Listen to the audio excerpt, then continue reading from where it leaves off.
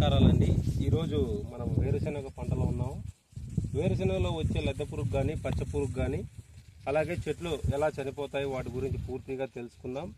ఈరోజు క్లుప్తంగా చెప్తానండి. ప్రతి ఒక్క రైతులు మనం వేరుశెనగలో అధిక దిగుబడి సాధించాలంటే ఏమేమి మందులు స్ప్రే చేయాలనేది ప్రతి ఒక్కటి చెప్తాను. మీరు వీడియోని ఎక్కడా స్కిప్ చేయొద్దు.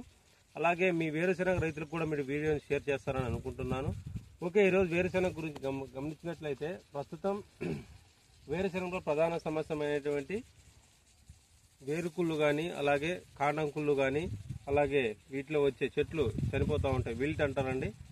వాటి గురించి కూడా ఈరోజు పూర్తిగా చెప్తాను. ఓకే, ఫస్ట్ నుంచి తెలుసుకున్నట్లయితే వేరుశెనగ విత్తే ముందు మనం దుక్కిలోకి సూపర్ కానీ అలాగే డిఏపి కానీ వేసుకుంటారు. ఓకే, తర్వాత విత్తిన తర్వాత మనం 15 కానీ 20 రోజులకు కానీ ఫస్ట్ స్ప్రే స్టార్ట్ చేస్తానండి. ఈ ఫస్ట్ స్ప్రే స్టార్ట్ చేసేటప్పుడు మనం ఎటువంటి మందులు స్ప్రే చేసుకోవాలా, మొదటి దశలో వచ్చే ఆకుముడత కానీ లేకుంటే పచ్చపురుగు కానీ దోమ కానీ వీటికి ఎటువంటి మందులు స్ప్రే చేసుకోవాలని మార్కెట్లో మనకు చాలా మందులు ఉన్నాయండి, చెప్తాను. ఓకే, ఫస్ట్ ఆఫ్ ఆల్ వీటిలో మనకు న్యూట్రియంట్ డెఫిషియన్సీ కూడా మనకు మొదటి దశలో కనపడుతుంది. అలాగే తిక్కాకు మచ్చ లైట్గా స్టార్ట్ అవుతుంటుందండి 15-20 రోజుల మధ్య. ఎందుకంటే ఇప్పుడు తొందరగానే మచ్చ అనేది స్టార్ట్ అవుతుంది, ఎందుకంటే వాతావరణం దానికి అనుకూలంగా ఉంది. ఓకే, ఈరోజు గమనించినట్లయితే మందులు వచ్చి మార్కెట్లో మనకి స్ప్రేయింగ్కి అయితే ఫస్ట్ స్ప్రే అయినట్లయితే M45 కానీ రోకో కానీ 2 గ్రామ్ పర్ లీటర్, అలాగే ల్యాండా మన కరాటే అంటారండి, ల్యాండా 1 ml లీటర్ నీటికి, అలాగే emamectin benzoate 0.5 to 1 gram per litre, అలాగే న్యూట్రియన్స్ అది జినెట్రా కానీ తీసుకోవచ్చు, లేకుంటే nutri LS 2 ml per litre నీటికి కలిపి స్ప్రే చేసుకోవచ్చు. లేదు సార్ మేము ఫస్ట్ దఫాలోనే పూత మందు కలిపి కొట్టుకుంటారంటే ఓకే, పూత మందు కూడా మనం కలిపి కొట్టుకోవచ్చండి.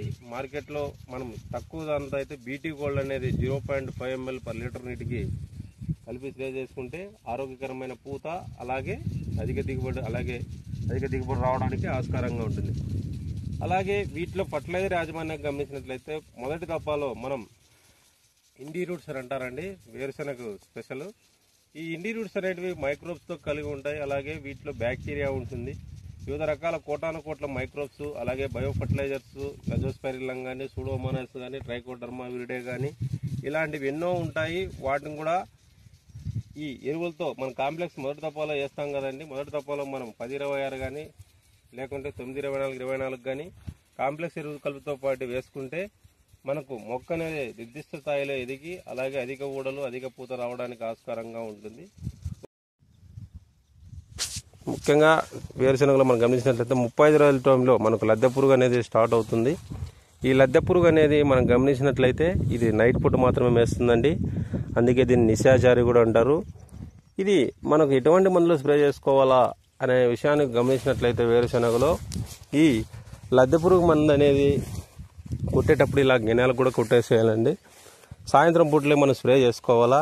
ఇది పగటి టైంలో నిద్రపోతుందండి, అంటే పైపుల కింద కానీ అలాగే చల్లని ప్రదేశాల్లో కానీ అలాగే పైపుల కింద అలాగే చిన్న చిన్న రాళ్ళ కింద కూడా దూరుకుంటుంది. ఈ పురుగు అనేది రాత్రిపూట్ల మాత్రమే ప్రయాణిస్తుందండి, అందుకే మనం కొట్టేటప్పుడే నేను చెప్తాను రైతులకి కొట్టేటప్పుడు కట్టాలు కూడా కొట్టేసేయాలా. అలా వేయడం వల్ల అలా స్ప్రే చేయడం వల్ల వీటిలో మనం గమనించినట్లయితే మందుల్లో గమనించినట్లయితే వయాగో ఉంది, కొరాజన్ ఉంది, అలాగే ప్లితోరా లేదా బ్యారాజైడ్ లేదా లునాక్స్ వీటిలో ఏదో మందు తీసుకుని దాంట్లో బెల్లం కంపల్సరీ కలుపుకొని కొట్టేటప్పుడు సాయంత్రం పూటల్లో గనాల గట్ల కూడా కొట్టేయాలండి.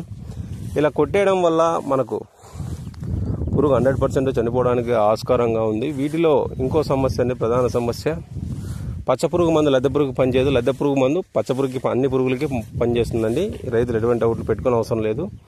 ఒక రెండే తప్ప ఏమేమి ఎరువులు వేయాలా మనం గమనించినట్లయితే సిఎంఎస్ ప్లస్ చాలామంది సిఎంఎస్ వేస్తారండి, చాలా మేలు. ఎందుకంటే అప్పుడు ఊడలు దిగే టైం కాల్షియం మెగ్నీషియం సల్ఫర్ ఉంటుంది కాబట్టి 100% మనకు ఊడలు 100% దిగి అధిక దిగుబడి రావడానికి, అలాగే మనకు ఊడలు అధికంగా దిగి కాయల నూనె శాతం పెంచడానికి, అలాగే పూత కూడా 100%, ఎందుకంటే సల్ఫర్ ఉంటుంది కాబట్టి కంపల్సరీ పూత అనేది వస్తుంది.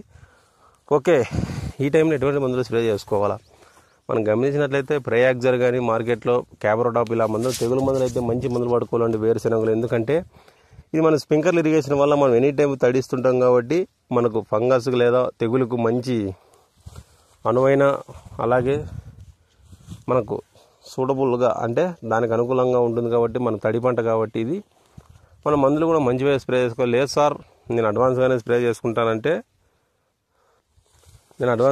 చేసుకున్నాను అనుకుంటే మనకు అజాకోడి వస్తుందండి, ఎఫ్ఎంసి కంపెనీలో ఉంది అజాస్ట్రోసోమిన్ డెఫికనజాలు. లేదు మనం నేటివ్ కొడతానంటే నేటివ్ కూడా స్ప్రే చేసుకోవచ్చు. లేదు సార్ నేను తక్కువ రేట్లోనే పోవాలనుకుంటే మంచి మందు సెంచారసం దొరుకుతుందండి. దీంట్లో క్యాప్టైన్ టెబికనజాల్ అని ఉంటుంది ఎఫ్ఎంసి వాళ్ళది. 100% మన భూమి లోపల వచ్చే ఫైటాప్తెరాకు చెందిన అన్ని రకాల తెగుళ్ళు కూడా మనకు తాకత్ క్యాప్టైన్ వల్ల మనకు పూర్తిగా కంట్రోల్ అవుతాయి. అలాగే వీటిలో వచ్చే తిక్కాకు కానీ అలాగే చెట్లు బూడిద వచ్చి వెళ్ళిపోతూ ఉంటాయండి. దీనికి మనం ఎటువంటి మందులు స్ప్రే చేసుకోవాలంటే నేను టెక్నికల్ చెప్తాను. అజాస్ట్రోబిన్ కానీ డెఫికనజాల్ కానీ ఇలా జోల్ గ్రూప్స్ మాత్రమే ఆ టైంలో మనం స్ప్రే చేసుకుంటే 100% మనకు వేరుకుళ్ళు కానీ బూడిద కానీ రాకుండా మనం పూర్తిగా నిర్మూలించవచ్చు. అలాగే వీటిలో ఇంకో ప్రధాన సమస్య అయినటువంటి చెట్లు నెట్లు చనిపోతూ ఉంటాయి, అదే విల్ట్ అంటారండి. ఇది వీటిలో మనం ముఖ్యంగా గమనించినట్లయితే దీన్ని ముందుగానే మనం వచ్చి బాధపడుకోకుండా ఉంటే అడ్వాన్స్గానే ఎప్పుడైనా సరే మనం వేసే దుక్కులు దున్నుకోవాలా. అలాగే ఫస్ట్ నుండి మనం తెగులు మందు ఏదో ఒకటి కలిపి స్ప్రే చేసుకుంటూ ఉండాలా. అలాగే వీటిలో ఇంకో గమనించినట్లయితే ఈ తెగులు అనేది ఇది విల్ట్ అనేది మనకు ఫైటాప్తెరా అనే శిలీంధ్రం లేదా ఫంగై వల్ల వస్తుందండి. కావున దీనికి మనం తాకట్ సింగిల్ టాటా వాళ్ళది తాకత్ అను క్యాప్టైన్ ఉంటుందండి. క్యాప్టైన్ మనము 6 నుంచి 8 ట్యాంకులు ఎకరాకు చొప్పున భూమిలో తడి పెట్టేసి కలిపి స్ప్రే చేసుకోవాలా. అలాగే వీటిలో చాలామంది ఊడలు దిగుతున్నాయి, కాయలు బాగా జరుగుతాయి. పైరు అనేది ఎత్తు ఎదగనీయకూడదండి, ఎందుకంటే పైరు అనేది ఎత్తు ఎదిగితే మనకు ఊడల్లో అవుటను కూడా తగ్గడానికి ఆస్కారంగా ఉంటుంది. కావున ఈ టైంలో మనము miracle 3 to 5 ml FMC company వాళ్ళది మిరాకిల్ 3 to 5 ml లేదా చమత్కార్ 2 ml నుంచి 3 ml వరకు వేసుకొని కలిపి మనం స్ప్రే చేసుకోవడం వల్ల 100% మన పైరు ఎదక్కోకుండా మనకు సమాంతరంగా అలాగే కాయలు కూడా ఊడలు బాగా సరిగ్గా దిగడానికి ఆస్కారంగా ఉంటుంది. అలాగే వీటిలో ఇంకో సమస్య అండి, అవుటర్కి చాలామంది రైతులు నన్ను కాల్ చేశాడు, సార్ మేము పంట బాగా పండిస్తున్నాం, పైరు బాగా వస్తుంది, కానీ అవుటర్న్ ఫెయిల్ అవుతుంది సార్.